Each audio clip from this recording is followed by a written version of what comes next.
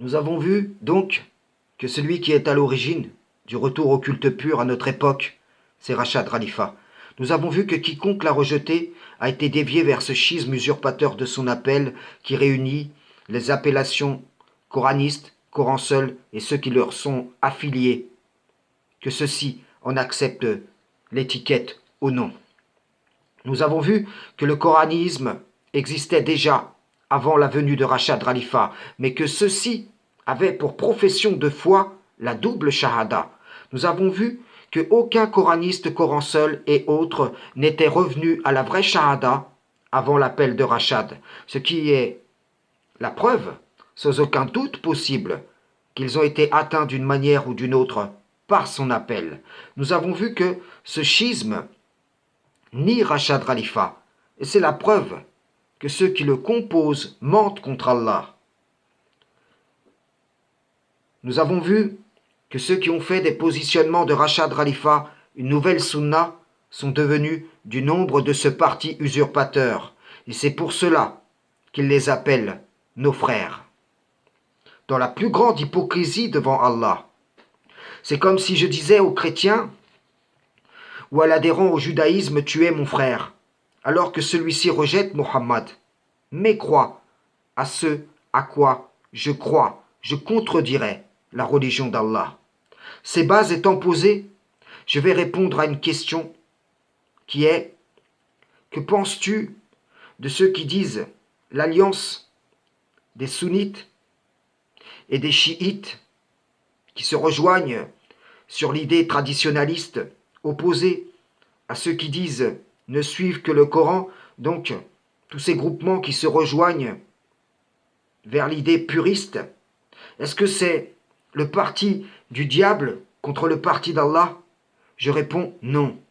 Ce sont deux sectes associatrices qui trouvent intérêt à se liguer pour s'opposer à une troisième, qui met en danger leur forme d'association. C'est donc du traditionnalisme versus purisme.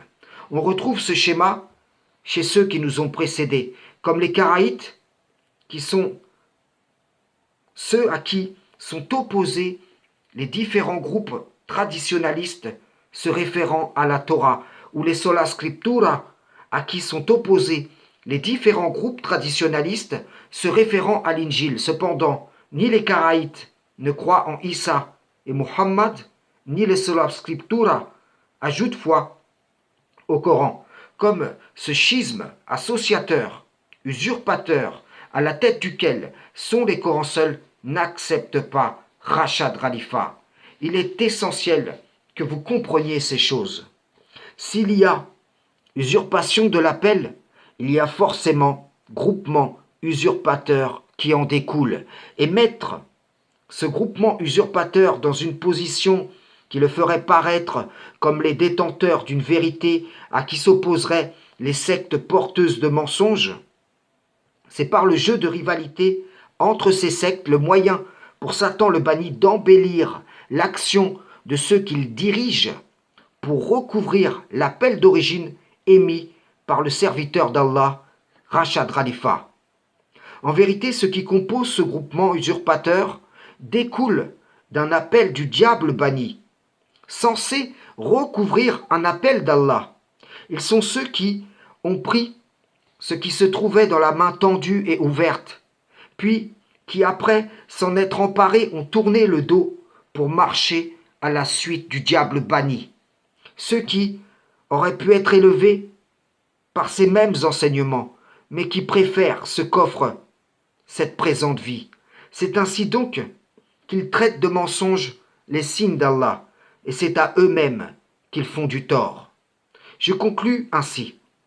Ceux qui ont cru en Rachad Khalifa ne doivent plus prêcher le Coran seul, car j'ai abrogé ce que le diable a suggéré. Et ceci est une preuve pour eux qu'Allah m'envoie. Dissociez-vous de ce groupement usurpateur, car si vous ne le faites pas, aux yeux d'Allah, vous serez des leurs, puisque vous les prendriez pour alliés.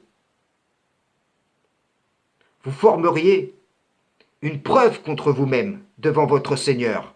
Ils sont du parti du diable. Et c'est le parti d'Allah qui sera triomphant. Frères et sœurs en islam, salam, shalom.